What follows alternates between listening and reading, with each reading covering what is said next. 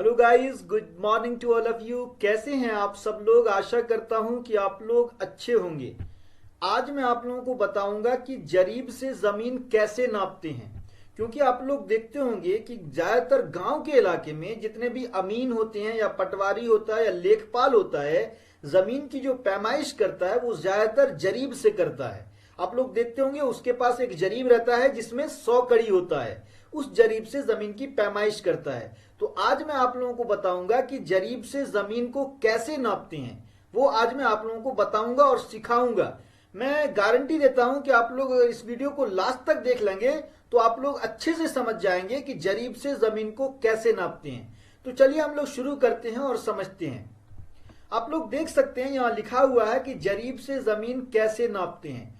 तो सबसे पहले मैं आप लोगों को बता दूं कि एक जरीब जो होता है जिसमें 100 कड़ी होता है, 100 कड़ी का एक जरीब होता है।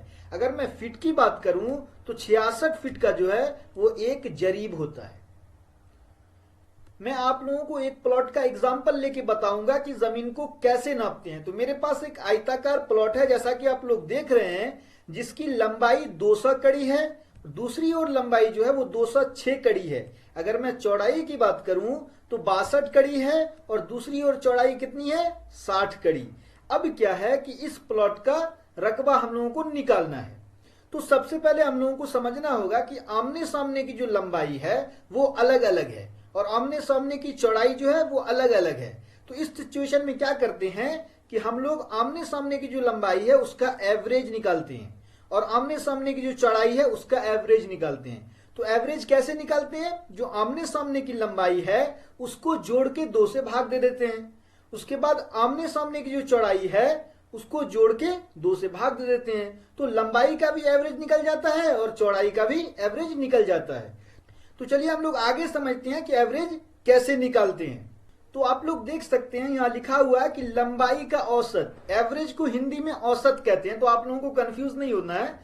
मैं यहाँ पे लिखा हूं कि लंबाई का औसत, इसका मतलब लंबाई का एवरेज। तो एवरेज कैसे निकालते हैं? आमने सामने की जो लंबाई है उसको जोड़ के 2 से भाग दे देते हैं। तो मैं वैसे ही क्या हूं, 200 को और 206 को जोड़ दिया हूं और उसको 2 से भाग दे दिया हूं। जब हम लोग 200 और 206 को जोड़ेंगे तो कितना आ जाएगा? 406/2। और जब हम लोग 406 में 2 से भाग दे देंगे तो कितना आ जाएगा? 203 कड़ी। यानी कि लंबाई का जो एवरेज निकल गया, लंबाई का जो औसत निकल गया वो कितना हो गया? 203 कड़ी। अब हम लोग चौड़ाई का एवरेज निकालेंगे। तो चौड़ाई का भी एवरेज वैसे ही निकालेंगे जैसे हम लोग लंबाई का एवरेज निकाले हैं। तो चौड़ाई का एवरेज हो जाएगा, आमने सामने की चौड़ाई को हम लोग जोड़ देंगे। तो मैं वैसे ही क्या हूं, 62 + 60 को जोड़ दिया हूं और उसको 2 से भाग दे दिया हूं। जब हम लोग 62 + 60 को जोड़ेंगे तो कितना आ जाएगा? 122/2। और 122 में जब हम लोग 2 से भाग दे देंगे तो कितना आ जाएगा? 61 कड़ी। यानी कि चौड़ाई का जो औसत हो गया, चौड़ाई का जो एवरेज हो गया वो 61 कड़ी। अब हमारे पास क्या हो गया? लंबाई का एवरेज हो गया 203 कड़ी और चौड़ाई का एवरेज हो गया 61 कड़ी। अब हम लोग जो प्लॉट है हम लोगों का उसका रकबा निकालेंगे। तो चलिए हम लोग उस प्लॉट का रकबा निकालते हैं। तो आप लोग देख सकते हैं यहाँ लिखा हुआ है कि आयत का क्षेत्रफल। अब क्या है कि हमारे पास जो प्लॉट है वो एक आयताकार प्लॉट है। उस प्लॉट का जो है हम लोग क्षेत्रफल निकालेंगे। तो हम लोग फॉर्मूला जो यूज करेंगे वो आयत का क्षेत्रफल। तो आयत का क्षेत्रफल क्या होता है? लंबाई गुने चौड़ाई। लंबाई हमारे पास कितना है? 203 कड़ी। जो हमारे पास लंबाई का एवरेज आया है वो 203 कड़ी आया है और चौड़ाई का एवरेज कितना आया है? 61 कड़ी। तो हम लोग क्या करेंगे, 203 को 61 से गुना कर देंगे। तो गुना करने के बाद कितना रिजल्ट आ जाएगा? 12,383 वर्ग कड़ी।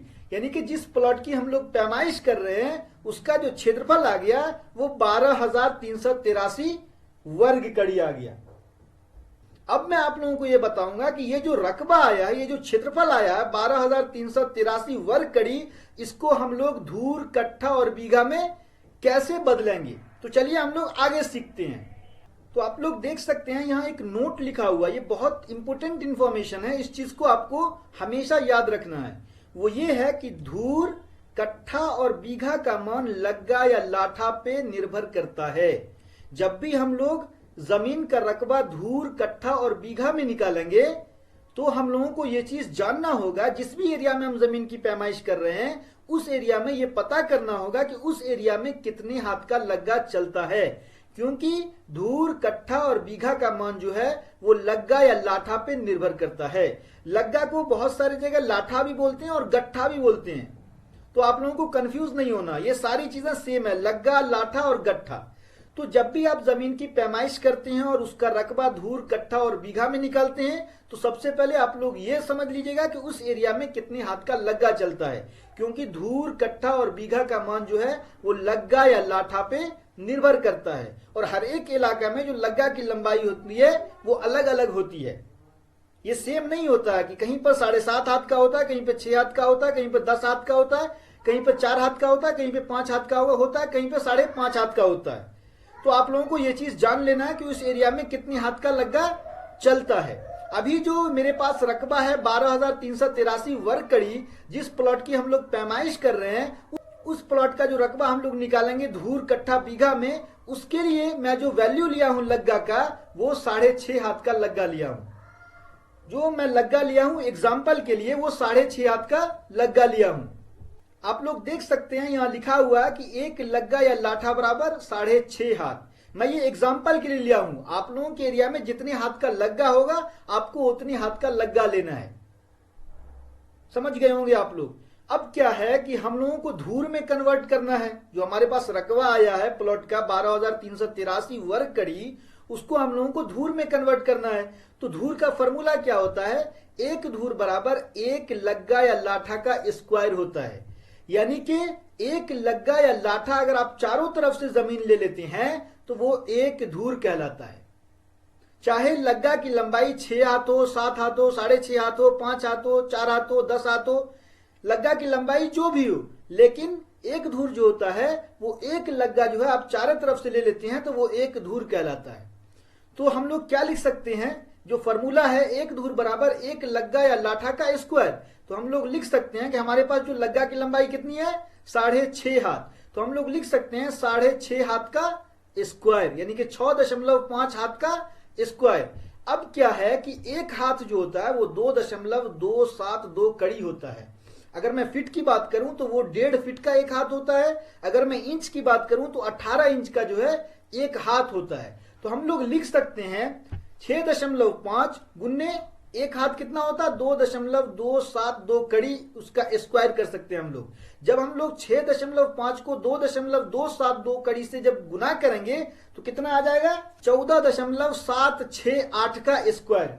जब हम लोग 14.768 का स्क्वायर करेंगे तो कितना आ जाएगा 218.09 वर्ग कड़ी, जिसको हम लोग लिख सकते हैं 218 वर्ग कड़ी। यानी कि हम लोगों को यह पता चल गया कि 6.5 हाथ के लग्गा से या जिस एरिया में 6.5 हाथ का लग्गा चलता है वहां एक धूर बराबर 218 वर्ग कड़ी होता है। ये बहुत ही इंपॉर्टेंट चीज है। ये आप लोग किसी भी एरिया का निकाल सकते हैं, जिस भी एरिया में जितने हाथ का लग्गा चलता है आप लोग कैलकुलेट करके निकाल सकते हैं कि उस एरिया में एक धूर बराबर कितना वर्ग कड़ी होता है। जैसे मैं निकाला हूं 6.5 हाथ के लग्गा से एक धूर बराबर कितना होता है 218 वर्ग कड़ी। अब हम लोग कन्वर्ट करेंगे, हमारे पास जो टोटल रकबा है वो 12,383 वर्ग कड़ी है, उसको हम लोग धूर में कन्वर्ट करेंगे। उसके बाद धूर से हम लोग कट्ठा में कन्वर्ट करेंगे, उसके बाद बीघा में कन्वर्ट करेंगे। तो चलिए हम लोग आगे देखते हैं और समझते हैं।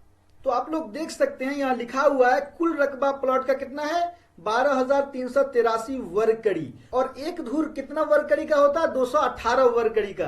तो हम लोगों को अगर रकबा निकालना है धूर में, जैसा कि यहाँ लिखा हुआ है कि कुल रकबा प्लॉट का धूर में तो कितना हो जाएगा, जो टोटल रकबा आया 12,383 उसमें हम लोग एक धूर का जो वैल्यू होता है 218 वर्ग कड़ी, उससे हम लोग भाग दे देंगे तो कितना आ जाएगा 56.80 धूर। यानी कि इसको हम लोग लिख सकते हैं 57 धूर। यानी कि जिस प्लॉट की हम लोग पैमाइश कर रहे थे, जिसका रकबा 12,383 वर्ग कड़ी आया था, उसका जो रकबा धूर में कितना हो जाएगा 57 धूर। अब क्या है कि इसको हम लोग कट्ठा में बदलेंगे। तो हम सब जानते हैं कि 20 धूर का जो है वो एक कट्ठा होता है और 20 कट्ठे का जो है वो एक बीघा होता है। टोटल रकबा कितना हमारे पास 57 धूर। तो यानी कि क्या हो जाएगा, कुल रकबा प्लॉट का कितना हो जाएगा 20 धूर का एक कट्ठा होता है, तो हमारे पास 57 धूर है। तो 40 धूर का 2 कट्ठा हो जाएगा। उसके बाद हमारे पास कितना धूर बच जाएगा? 17 धूर बच जाएगा। तो कुल रकबा कितना हो जाएगा? 2 कट्ठा 17 धूर। यानी कि जिस प्लॉट की हम लोग पैमाइश कर रहे हैं उस प्लॉट का रकबा हो जाएगा 2 कट्ठा 17 धूर, जहां 6.5 हाथ के लग्गा चलता है या जहां 6.5 हाथ के लग्गा से जमीन की पैमाइश की जाती है। अगर लग्गा की लंबाई चेंज होगा तो रकबा भी चेंज होगा। मैं आप लोगों को 6.5 हाथ के लग्गा से बताया हूं कि जहां 6.5 हाथ का लग्गा चलता है वहां जिस प्लॉट की मैं पैमाइश किया हूं उस प्लॉट का रकबा जो है वो 2 कट्ठा 17 धूर होगा। आशा करता हूं ये सारी चीजें आप लोगों को समझ में आया होगा। Thank you so much for watching this video. Please like and subscribe my YouTube channel Tips and Techniques and press the bell icon so that whenever I'll upload any video on my YouTube channel, you will get the notification of that video and you will watch that video. Thank you so much again for watching this video.